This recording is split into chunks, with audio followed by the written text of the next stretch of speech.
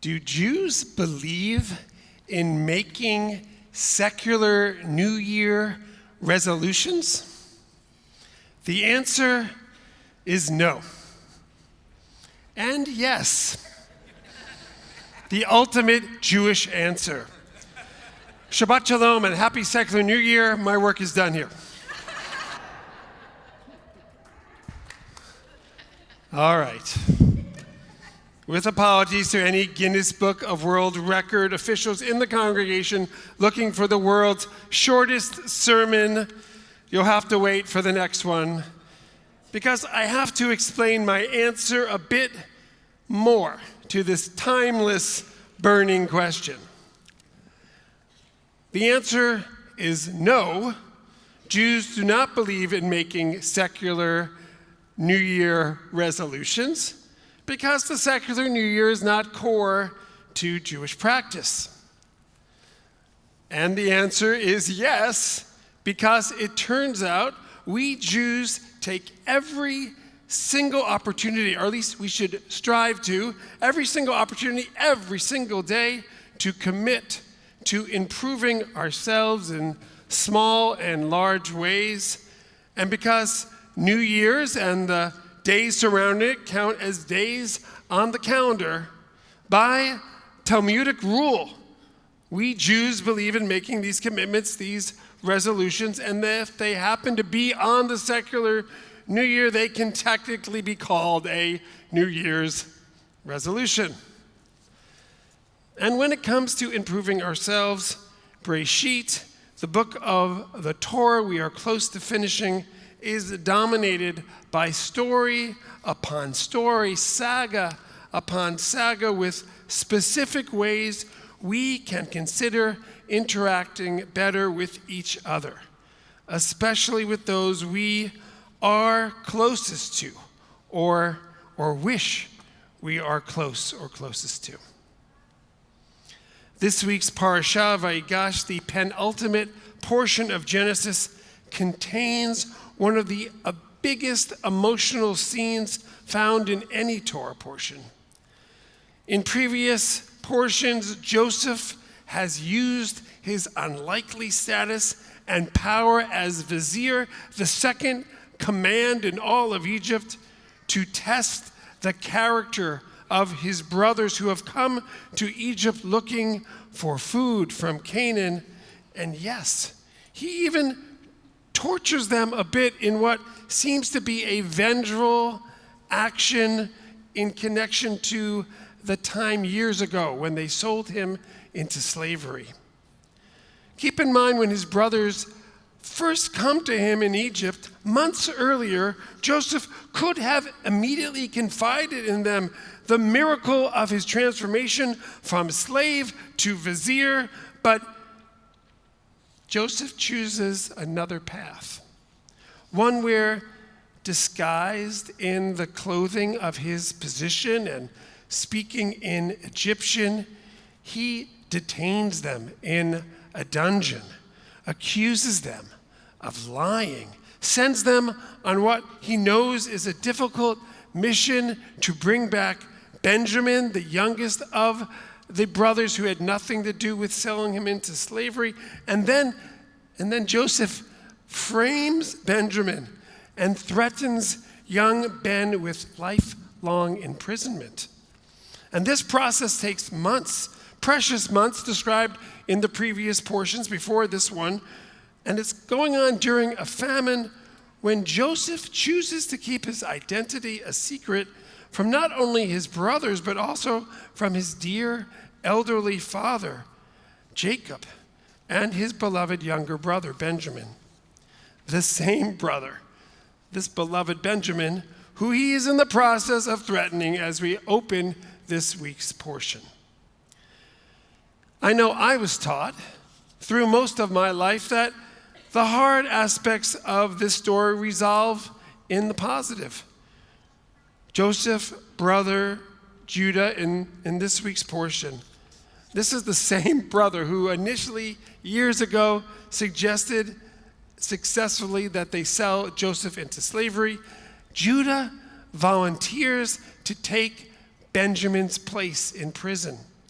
And this act results in opening Joseph's heart and Joseph revealing his true identity, asking about his father Jacob's welfare and declaring to his brother that this was all God's plan. There are tears in this week's portion and disbelief, and soon a reunion with Jacob, who comes to Egypt with a royal welcome. And don't get me wrong, this is a positive resolution compared to the worst case scenarios, and yet we know this story could have gone another terrible way.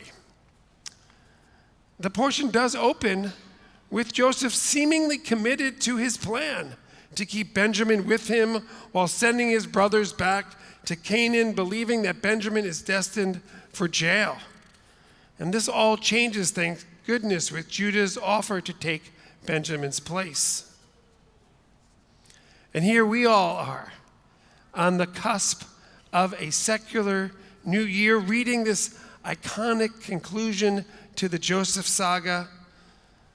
Most of us cannot relate directly to being the second in command to the king, but I do think most of us can relate to being in a relationship with a family member or close friend who has disappointed us, or worse.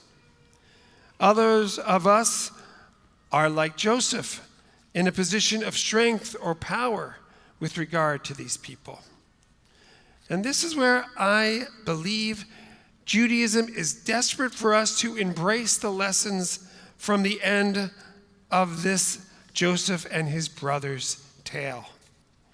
Anxious, our ancestors are to push us. And let me be clear, I'm speaking as much to myself as I am to all of us. Our tradition is eager to push us whenever we find ourselves like Joseph on the razor-thin edge of being gracious or vengeful, compassionate or vicious. Judaism strongly encourages us to choose the former. That's graciousness and compassion for those keeping score, even if we might be leaning towards the latter. This is the resolution we can each take with us into 2026, or 57, 86, or just tomorrow.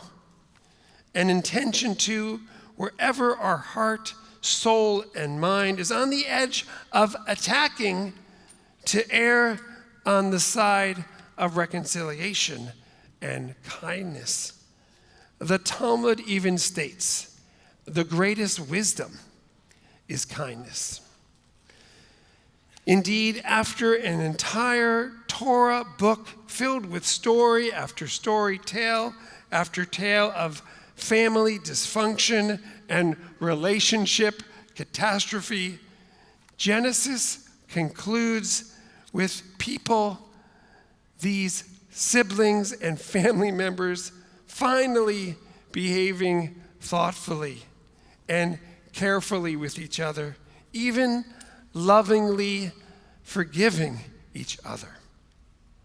And we should strive to do so as well.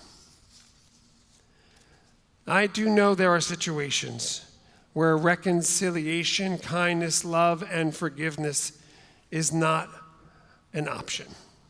It's not possible.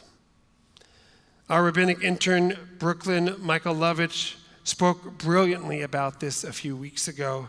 And if you haven't heard her sermon, it's a must, and it's available on our website.